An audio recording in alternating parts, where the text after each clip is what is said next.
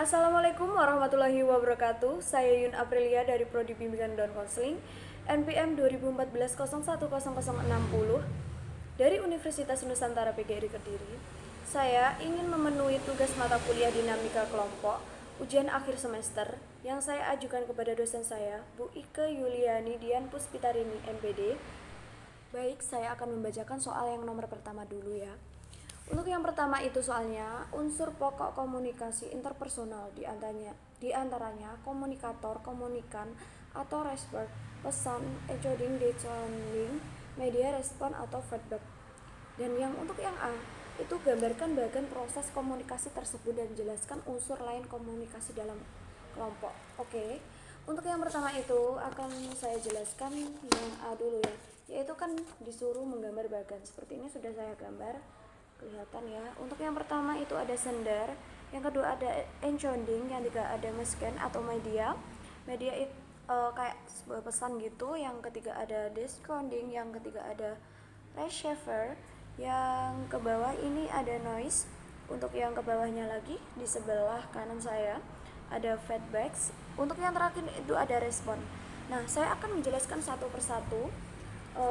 Untuk unsur utama komunikasi yaitu sumber komunikator, yaitu pihak yang bersifat berinisiatif atau mempunyai atau kebutuhan jadi untuk berkomunikasi. Nah, sumber bisa menjadikan seorang individu, kelompok, atau bahkan sebuah organisasi. Proses ini dikenal dengan penyediaan encoding. Nah, untuk yang kedua, pesan yaitu seperangkat simbol verbal atau nonverbal yang membawakan atau mewakili perasaan, nilai dari gagasan komunikator.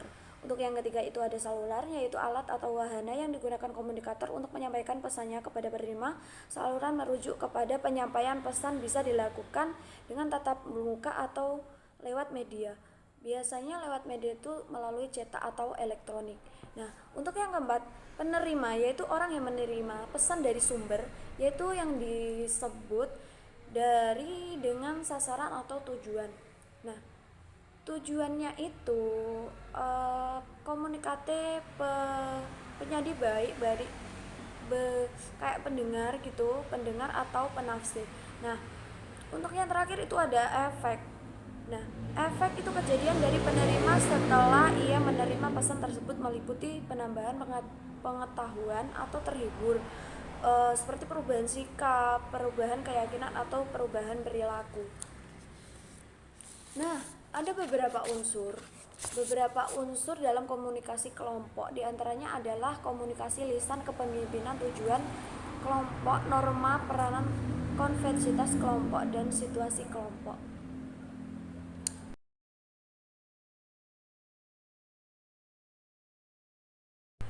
Untuk yang nomor 1B saya akan lanjutkan. Saya baca soalnya dulu yang 1B. Apa saja fungsi komunikasi dalam kelompok? Saya akan jelaskan komunikasi dalam kelompok yang 1B. Itu fungsinya komunikasi dalam kelompok itu fungsi yang pertama adalah menurut saya itu menjalin hubungan sosial, dalam artian bagaimana kelompok tersebut dapat membentuk melihara hubungan antara para anggotanya, memberikan kesempatan atau berbagai rutin yang informal, santai, dan menghibur.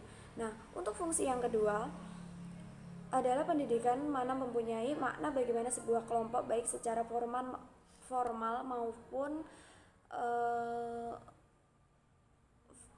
formal, sebagaimana kelompok itu baik secara formal maupun informal berinteraksi untuk saling bertukar pengetahuan. Nah, biasanya fungsi pendidikan ini sendiri sangat beruntung, ada 3 faktor. Yang pertama itu ada jumlah informasi yang kontribusi oleh setiap anggota. Yang kedua adalah jumlah partisipan dan di dalam kelompok tersebut. Yang terakhir adalah beberapa interaksi terjadi dalam kelompok tersebut. Nah, ini lumayan banyak yang saya jelaskan. Dan untuk yang kedua itu untuk yang ketiga adalah persuasi dalam fungsi ini.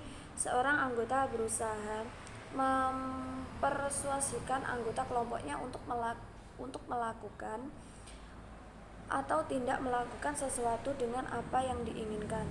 Jadi, seseorang yang terlibat dalam usaha persuasif dalam kelompoknya memiliki resiko untuk tidak terima oleh bertentangan dengan norma kelompoknya. Dan untuk yang keempat itu pemecahan masalah, pembuatan keputusan. Di sini kelompok dapat berguna menjadi seolah tim permasalahan dalam dapat diselesaikan oleh anggotanya. Dan yang kelima, kelompok terapi memiliki perbedaan dari kelompok karena kelompok terapi tidak memiliki tujuan. Untuk soal yang kedua, saya akan membacakan, yaitu soalnya ada dua juga. Jelaskan fungsi dari dinamika kelompok. Kemarin oleh dosen saya pernah dijelaskan, yaitu fungsi dari dinamika kelompok itu saya sempat nyadat, yaitu di antara lain membentuk kerjasama saling menguntungkan. Ya, jadi kita seorang calon guru BK itu saling menguntungkan dari mengatasi persoalan hidup, menciptakan iklim demokratis dalam kehidupan masyarakat dengan memungkinkan setiap individu memberikan masukan, berinteraksi dalam peran yang sama masyarakat. Nah, dan untuk yang B itu apa saja? Untuk yang B, apa yang Anda ketahui tentang efek terapeutik situasi dalam kelompok dan siapa saja berwenang untuk melaksanakan atau memandu proses terapeutik dalam kelompok tersebut. Nah, untuk yang B itu komunikasi terapeutik adalah kemampuan untuk keterampilan perawat untuk membantu klien itu biasanya beradaptasi dengan kayak stres, mengatasi gangguan psikologis dan bagaimana berhubungan antara orang lain yang berhak melaksanakan, yaitu sebagai berikut. Untuk yang pertama itu penerimaan, penting untuk membuat pasien merasa didengarkan untuk mempermudah menerima perawatan. Untuk yang kedua, diam atau hening. Yang ketiga, menawarkan diri, memberi penghargaan. Yang keempat, yang kelima, aktif mendengarkan. Yang kelima, membuka komunikasi. Untuk yang ketujuh, meminta pasien mengurutkan peristiwa sesuai waktu. Dan yang kedelapan, mencari klasifikasi.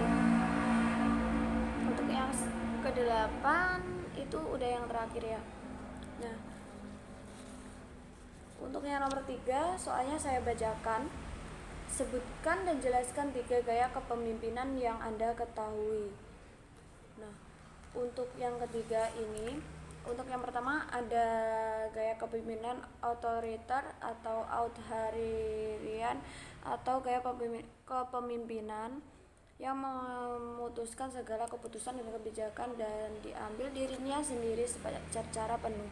Segala pembagian tugas dan tanggung jawab dipegang oleh sang pemimpin. Oleh otoriter tersebut sedang pada bawahan hanya melaksanakan tugas yang diberikan. Nah, untuk yang kedua itu ada gaya kepemimpinan demokratis. Nah, dan menurut saya gaya pemimpinan demokratis itu adalah gaya pemimpinan yang memberikan wewenang secara luas kepada bawahannya. Setiap ada permasalahan selalu mengikut sertakan bawahannya itu sebagai suatu tim atau utuh dalam gaya kepemimpinan demokratis. Nah, biasanya pemimpin memberikan banyak informasi tentang tugas dan tanggung jawab para bawahannya. Untuk yang ketiga, gaya kepemimpinan bebas atau laissez-faire, yaitu maksudnya itu kayak pemimpin jenis ini hanya terlibat dalam kuantitas yang kecil, di mana para bawahannya yang secara aktif menentukan tujuan dan penyelesaian masalah yang dihadapi. Jadi jika kalian mempunyai masalah, kita harus bisa menyelesaikan seperti itu. Nah, untuk yang B, dari 3 gaya kepemimpinan yang Anda pilih, jelaskan masing-masing kelebihan dan kekurangannya. Ini lumayan banyak, saya jelaskan satu persatu. Nah, untuk yang kelebihan kepemimpinan otoriter ya, yang pertama tadi dapat mengambil keputusan dengan cepat karena bersifat satu arah saja. Yang kedua, memiliki sifat tegas dan tidak segan menegur karyawan jika melakukan kesalahan yang terjadi. Dan yang ketiga, lebih mudah melakukan pengawasan dalam lapangan kerja. Untuk kelemahan atau kekurangan kepemimpinan otoriter, yang pertama menghadirkan suasana yang kaku karena adanya sifat keras dari pemimpin. Untuk yang kedua, besarnya peluang jadi keluhan atau pengunduran diri karena rasa tidak nyaman. Yang ketiga, adanya peluang untuk merasakan tertekan jika adanya perbedaan antara pemimpin dan karyawan. Nah, untuk yang ke B, kelebihan dari kepemimpinan demokratis ya tadi. Nah, untuk yang pertama itu ada hubungan yang baik dari skill dari karyawan. Dan untuk yang kedua, memberikan rasa penghargaan yang cukup kepada karyawan karena adanya diskusi sebelum mengambil keputusan. Nah, untuk yang ketiga, peluang untuk berkreativitas yang lebih besar. Nah, kekurangan dan kelebihan kepemimpinan demokratis yaitu saya sebutkan tiga ya. Proses pengembalian keputusan memakan waktu yang lebih lama. Jadi kayak prosesnya itu lebih lama, kayak seperti itu kalau demokratis. Dan yang kedua, dapat memicu konflik jika anggota memiliki ego yang tinggi. Untuk yang ketiga, sulit menemukan kata setuju. Kayaknya kalau yang demokratis itu sulit menemukan kata setuju, jadi kayak kurang benar saja gitu. Jadi sulit menemukan kata setuju itu tadi sudah dijelaskan mengenai yang demokratis. Sekarang untuk yang ketiga, kelebihan gaya kepemimpinan nilai atau yang bebas tadi. Nah, itu yang pertama itu ada keputusan ada tangan di bawahan sehingga bawahan bisa bersikap mandiri dan memiliki inisiatif. Jadi sikapnya itu mandiri atau inisiatif, tidak bergantung pada orang lain. Yang kedua, pemimpin tidak memiliki dominasi besar. Yang ketiga, bawahan tidak akan merasa tertekan dalam menjalankan tugas. Nah, untuk kelemahannya itu pemimpin membiarkan bawahan untuk bertindak sesuka hati karena tidak ada kontrol. Jadi biasanya itu kalau yang bebas itu tidak punya hati nurani, ya mungkin terlalu bebas, itu tidak teratur. Nah, biasanya itu juga mudah terjadi dalam kekacauan kayak bentrokan gitu loh, kayak ada masalah, kayak ada konflik, jadi bentrok.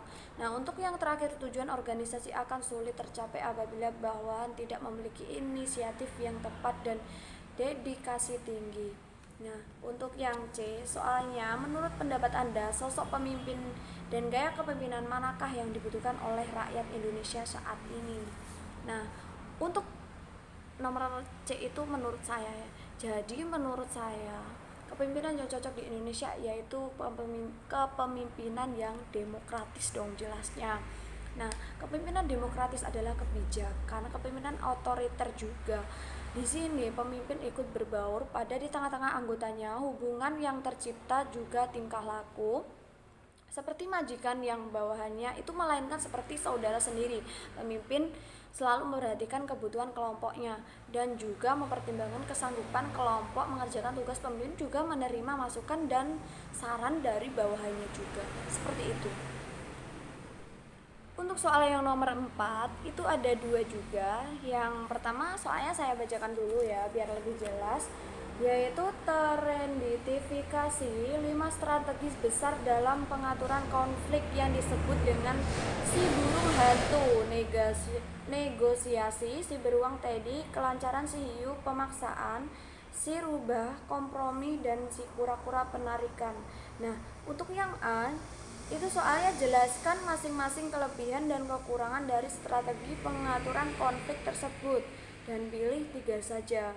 Yang soal yang di atas tadi yang saya bacakan itu disuruh menjelaskan 3 saja, yang dipilih cuma 3 saja. Nah, untuk yang A, si burung hantu negosiasi.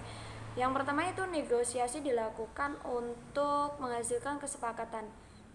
Biasanya yang kedua itu keputusan yang dihasilkan dalam negosiasi dalam harus saling menguntungkan kedua belah pihak. Untuk yang ketiga itu negosiasi biasanya dilakukan sebagai sarana mencari penyelesaian dan negosiasi mengarahkan kepada tujuan yang praktis. Nah, untuk yang kedua tadi si hiu pemaksaan. Yang pertama pemaksaan dan penekanan. Yang kedua masih ada solusi mengatasi berbagai macam konflik. Salah satunya penekanan dan pemaksaan. Sampai sekarang cara ini bisa digunakan dengan menekankan pihak lain agar cepat menyerah. Akan tetapi salah satu bisa digunakan untuk ancaman atau intimidasi sehingga kurang efektif karena dari salah satu pihak harus bisa menyerahkan atau mengalah secara terpaksa.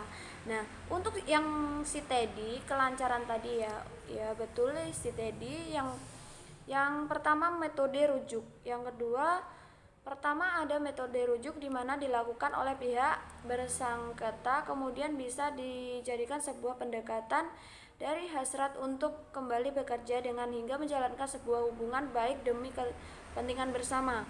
Nah, dari metode rujuk ini biasanya diperlukan mediasi hingga manajemennya itu konflik bisa diterapkan mengurangi unsur ketergantungan di beberapa pihak. Jadi mempunyai beberapa pihak ya. Baik, saya akan membacakan soal nomor 4 yang B, yaitu soalnya itu yang B. Apa yang bisa Anda lakukan untuk menghadapi suatu perbedaan dalam kelompok?